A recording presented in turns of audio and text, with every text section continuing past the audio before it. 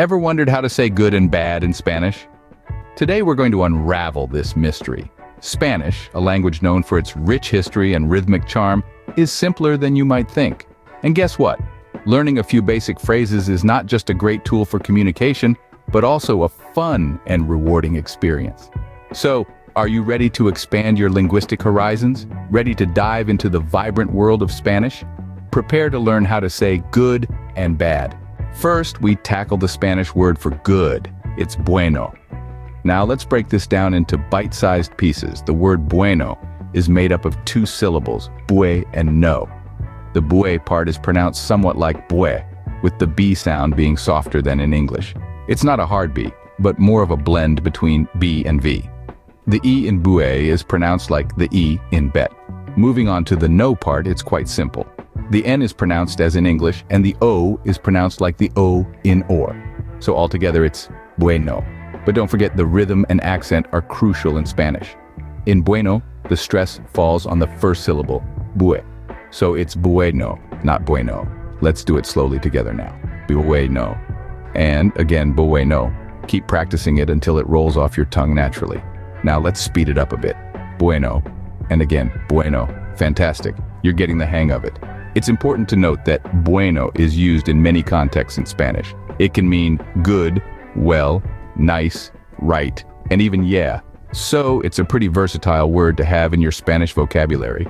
Remember, practice makes perfect. Now you can say good in Spanish. Next, let's learn how to say bad. In Spanish, we say malo. Diving right in, let's break down the pronunciation of malo. The first syllable, ma, is pronounced much like the ma in mama. The A sound is short and punchy, not drawn out like in English. It's a bit like the sound you make when a doctor asks you to open your mouth and say ah. Moving on to the second syllable, lo. The L in Spanish is softer than in English. It's not as hard or forceful. Think of it as a light touch on the roof of your mouth with the tip of your tongue. The O at the end is similar to the O in pot. It's a short, crisp sound, not elongated like the English O. So, putting it all together, we get malo. Let's repeat it a few times. Malo, malo, malo. Try to keep the rhythm even and the pronunciation sharp. Spanish is a lively, energetic language, and you want to capture that in your speech. Remember, the best way to learn is by practicing. So, repeat malo throughout your day. Say it under your breath, shout it from the rooftops, whisper it to your pet. The more you practice, the more natural it will become. Fantastic! You've just learned to say bad in Spanish. Keep practicing. So, you've mastered how to say good and bad in Spanish. Well done. Yes, you've done it.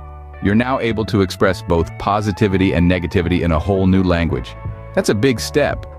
Remember, bueno means good and malo means bad. Just like any other skill, language learning is all about practice and repetition.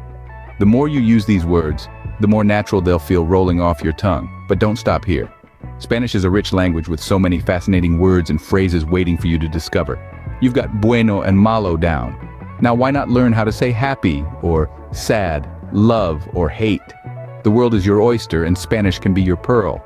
Let's not forget, language is not just a tool for communication, it's a bridge that connects cultures, a key that opens up a world of new experiences and perspectives. So, keep exploring, keep learning, and keep practicing. And of course, we're here to help you on this journey. We have a whole library of language learning content for you to dive into. So, if you found this video helpful, show us some love. Don't forget to hit that like button and subscribe to our channel. Keep practicing and you'll be speaking Spanish in no time.